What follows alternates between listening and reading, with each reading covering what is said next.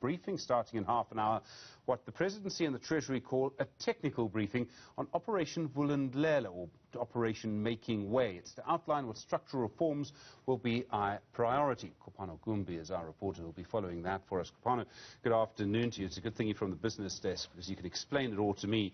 I mean, what on earth is Operation Vulindlela supposed to do that hasn't been tried already?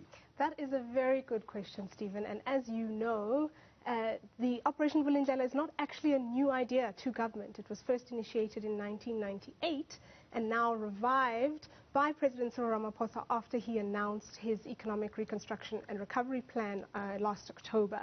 So, I mean, we're expecting to hear a little bit more about where reform is coming from. It's been a big concern. Structural reform has been a big issue for the government and a concern from business to labor to society-wide. So we expect to hear a little bit more about what that looks like.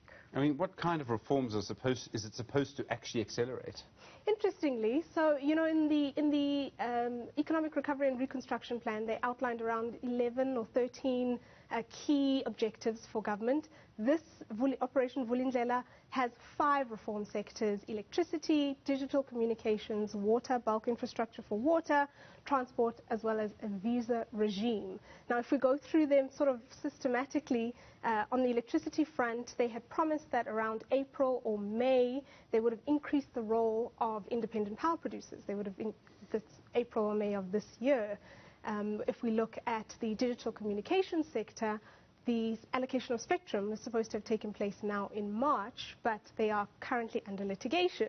And so that process has been delayed slightly. And similar stories roll as we go through all of them, you know, bulk water infrastructure, transport, the visa regime. So we await to see if they're going to meet any of these targets or whether they're going to be pushed out further.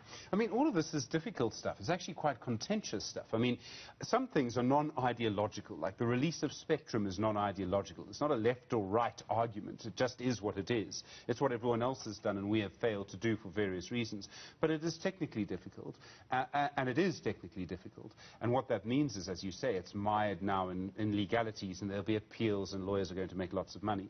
And then, like Eskom, we know, again today, we understand how difficult this is.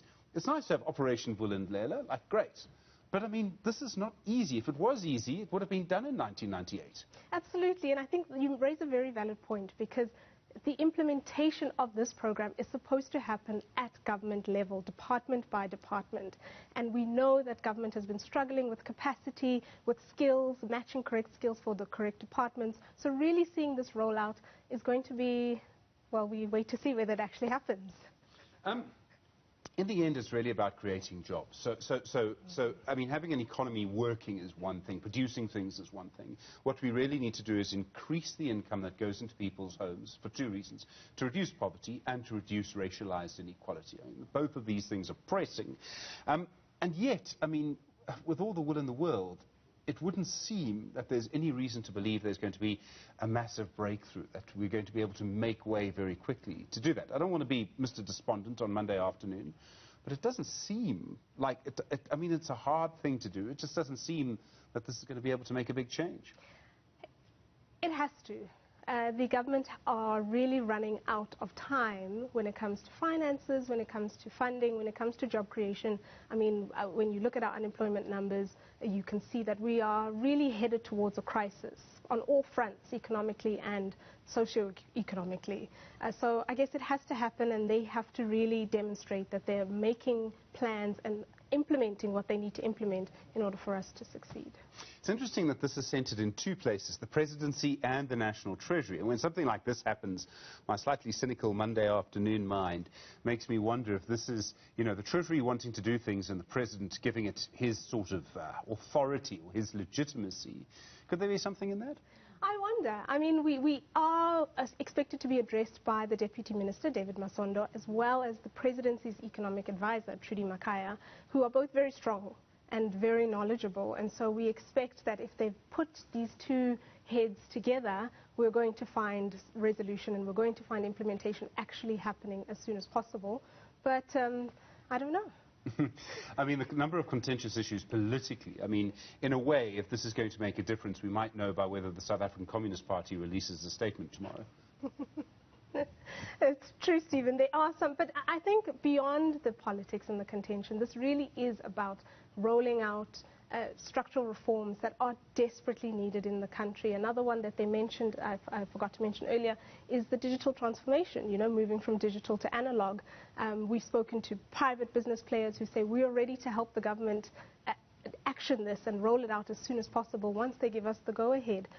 We have, independent power producers telling us that they have everything that they need. They just need to be signed off from government in order to add power back onto the system. So I think more than anything, everybody wants to get involved and have their hands on deck and start to roll out what needs to be done so that we can grow.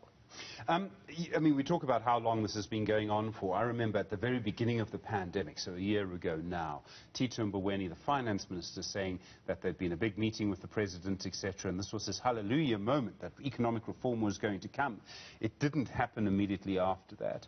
A few months before that, the National Treasury had released sort of proposals. Again, didn't happen as a result of that. Partly this is because of the politics.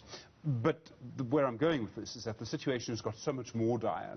We had roughly, and it's hard to get an exact figure, but roughly, call it 10 million people who want to work, who don't have jobs. That was before the pandemic. We know that 2 million jobs were lost during the hard lockdown. Maybe if we're lucky, 1 million of them have come back. We don't know if that's the same level of income. It's not necessarily the same people. The point I'm trying to get to, and I'm taking a long time to ask you this, is that the need is more dire now than perhaps it ever has been in our country. That makes me wonder if maybe the real political incentive will actually be stronger than it's ever been. I think that's very true, and you make a very valid point there. And just to go back to your numbers around unemployment, if we even look at youth unemployment, which is even more dire, to have 60% of working-aged people 15 to 24, which is expected to be the most productive years of a young person's life, without work and without the ability to find work, really puts us at a very compromised position going forward, because your reliance on the state, social security concerns, all of that will become a government problem in around 5 to 10 years' time, when you have to pay out more in terms of social grants, or you have to do any of that work. So I think the politics definitely play a role in how we structure our economy, but at this point they have to implement something. They have to be shown to be doing something to move the economy forward, to absorb all of these pieces that have been fallen by the wayside. Kopano Gumbi, thanks very much indeed. Really do appreciate it. Our business reporter with that briefing starting live 4 o'clock this